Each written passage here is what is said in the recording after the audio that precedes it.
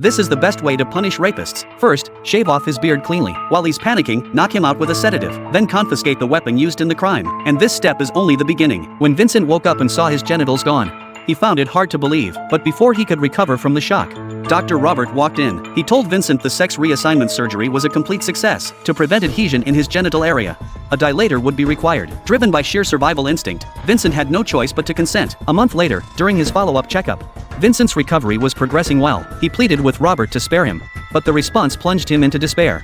¿A dónde? A mi casa. Pero si solo estamos empezando. Vincent immediately apologized to Robert, insisting his assault on his daughter had been a momentary lapse of judgment. He had paid the price for it now, and begged Robert to let him go. But as a father, how could Robert ever forgive the scum who violated his daughter?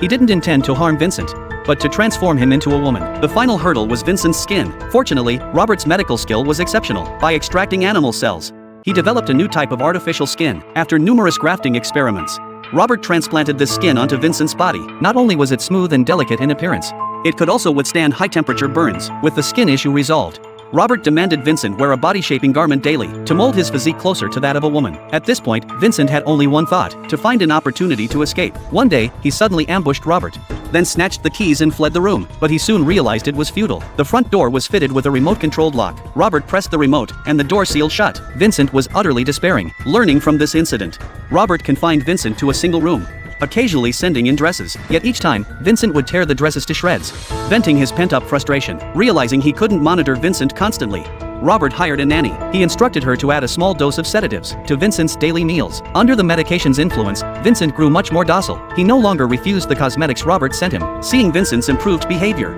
As a reward, Robert installed a television for him. Vincent began practicing yoga, seemingly accepting his transformation. Yet this calm didn't last long. One day, the nanny's son Jack arrived, tricking her into opening the door by claiming he missed her. But then the TV broadcast news of Jack's crimes. Sensing danger, the nanny pondered how to drive him away. Jack rose to search for alcohol. He accidentally caught sight of Vincent on the surveillance feed. His graceful figure instantly aroused Jack's desire. He swiftly tied the nanny to a chair and began searching the house. Soon, Jack found Vincent's room. Hearing the stranger's voice, Vincent thought he'd found a lifeline. He told Jack he wanted to open the door. He'd need the key held by the nanny. So Jack returned to the room and forced the nanny to hand over the key. Hearing the sound of the lock turning outside, Vincent immediately hid beside the door. The moment Jack opened it, he attacked him, then sprinted at full speed trying to escape. But he was still caught by Jack, who had fallen to the ground. What he had done to Robert's daughter was now coming back to haunt him.